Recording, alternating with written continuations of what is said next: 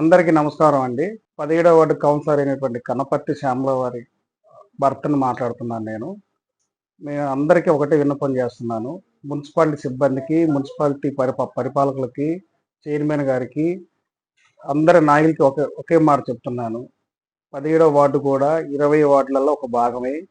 మున్సిపాలిటీలో కూడా ఒక భాగమే. 17వ వార్డు మీద ఎటువంటి వివక్ష చూపించకూడదు.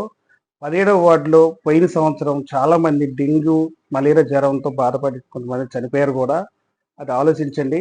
రాబోయేది వర్షాకాలము. వర్షాకాలానికి ముందే మనం డ్రైనేజ్ వ్యవస్థను క్లీన్ చేసుకోవాలి, పూడికలు దించుకోవాలి. అదేవిధంగా వీధి లైట్లు అనేవి అసలు వెలగట్లేదు. కొన్ని మాత్రం వెలుగుతున్నాయి, మిగతా వెలగట్లేదు. ఆల్రెడీ మేము మున్సిపాలిటీస్కి తీసుకెళ్ళాము, చైర్మన్ గారికి చెప్పాము, ఎటువంటి స్పందన లేదు. అందుకని నేను మళ్ళీ రిక్వెస్ట్ చేస్తున్నాను.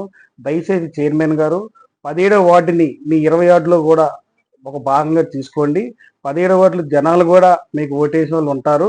దయచేసి అందరినీ సమానంగా చూడండి. ఎవరిని భేదంగా చూడొద్దు, వివక్ష చూపియొద్దు.